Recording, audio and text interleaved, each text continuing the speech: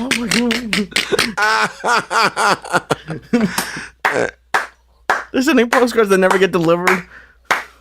Oh my Mama, son. That's the biggest problem for human trafficking of Asian women is Houston, Texas. That's a damn shame. They got thousands of those massage parlors outside in 832. How do they get the Asian women to Texas? Like, why is that? Well, I they think drop they them in off in France. Galveston. Oh, They fucking bring them in a ship. They beat them. They give them a can of tuna between 18 of them, and they fucking take the journey. And they drop them off at Galveston.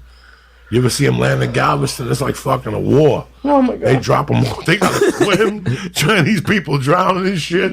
It's a fucking nightmare. That's why Chinese people always drown in Galveston. People don't know that shit.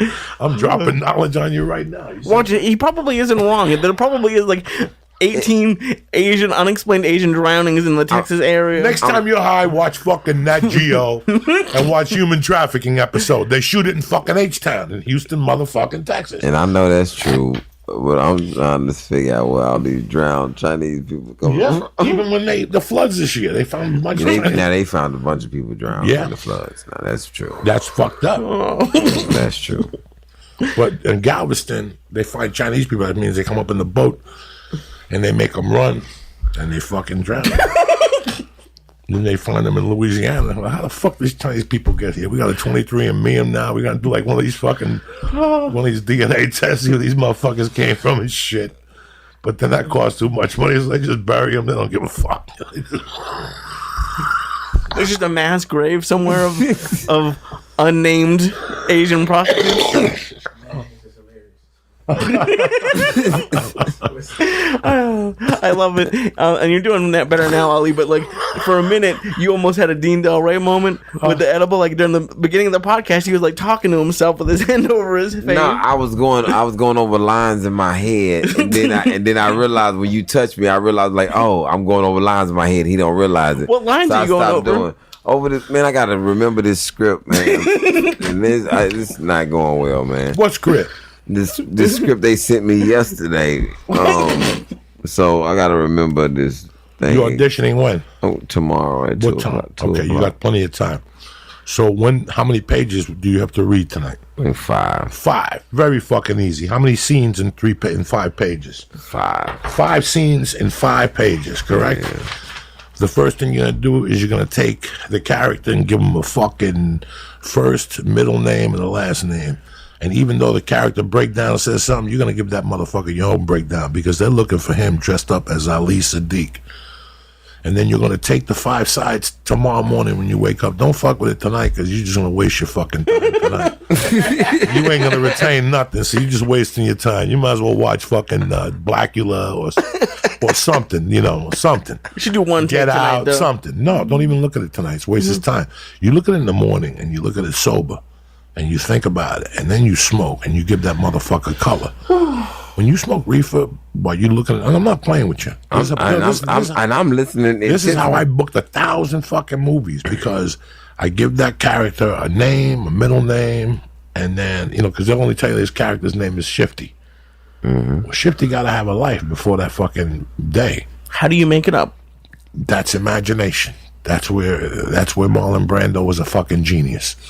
So when you go in the room, you know who the fuck you are. The beauty about Marlon Brando was he didn't know his lines. Since we're talking about Marlon Brando, let's give him the flip side of the coin. Marlon Brando never knew his lines. He didn't need to. He knew the character. Once you know the character, the lines will come to you. All he needs is a couple sets and words. Boom, boom, boom. And he'll remember that whole thing. Because he doesn't need to know the lines if you know the motherfucking character. You know the motherfucker's thinking. And you think about the moment before and the moment after that scene, what that motherfucker's thinking, and that shows in your eyes when you go into the audition. And that's what comes through the tapes. And that's how I book those big movies all the time. I don't fuck around in those movies, but I got a system. So do you do I don't know I'm forgetting what the term is, but when like Daniel Day-Lewis or anyone stays in character, I don't play you don't that. do that? No, that's you don't have them call you the name? That's for white people. Okay. You might as well join Scientology. Look, you think Ice Cube does that? You think Queen Latifah did that, or Ice-T or Ice Cube? They came from a different place called hunger. That's what taught them how to act. Because you learn how to act in the street, how to make money as a child. Mm-hmm. So that's the place you're coming from, hunger and fucking pain. These people who have to be character all day, that's great. That works for you. But I'll smack you in the fucking face. When I talk to you, you look me in the eye, bitch. You know what I'm saying? Like, you hear about these movies with these high-budget movies that these people parade themselves. I understand that dude that played Batman. That dude, a friend of mine, did a movie with him, and he goes, dog, I didn't hear the accent until after the movie was shot at the premiere.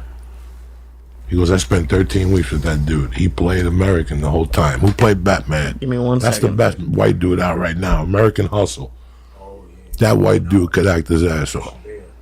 Christian Bale, yeah, Christian absolutely. Bale, that dude could act his ass off. With that Daniel Day-Lewis bullshit that he tricks all these people from fucking Beverly Hills with, blood will drain. I'll smack you, dog. You weigh 180 pounds. What are you gonna do? When he did Gangs in New York, I'll stab you 2 times in the fucking eyeball. You know what I'm saying? Don't come at me with that shit. But there's people that just act. They just make a big deal about it. So you come out here and pay $300 a month and think they're doing some magic trick with you. That's all this is. As long as you know that motherfucking character, those 5 pages will come to you. But you know what? That's not what you came here to talk about. You came here to talk about a fucking accomplishment that I'm very proud of you. Because in a way, it's like going home. Definitely. Your special's coming out on the 23rd. What's the name of it? Ali Siddiq presents It's Bigger Than These Bars. All right. So give me the rundown from A to Z. What made you go back to a prison to shoot your special? Actually, this one is in a jail with people who are in prison and they waiting to go To a halfway house. to a real prison. Oh. And they just come off of trial or they awaiting trial. And I went back in there because Texas is real sensitive about how they're viewed in public. So, you notice they're not on lockup or anything. They give me all these bullshit excuses about why I couldn't come back into the actual prison. You can put me in prison, but I can't come back in to shoot the special to show the redemption of a prisoner. And their excuse was they didn't want me to say anything negative about the prison. And my thing was, and I asked, I said, well, I'm gonna say the word prison and you tell me all the positive words that come to your mind once I say the word prison. And it was this thing with them, man, that so I didn't want that to stop me. So I changed up a lot of the material and we went in to this jail and then I shot it from an angle of people being mentally locked up that ends them up being physically locked up, and the difference between being in jail and being in prison, and me coming from being in prison, having to come through the jail system in order to get to prison, how I walked the way backwards. We're going in like fucking Marines, you understand me? Welcome to church, motherfucker.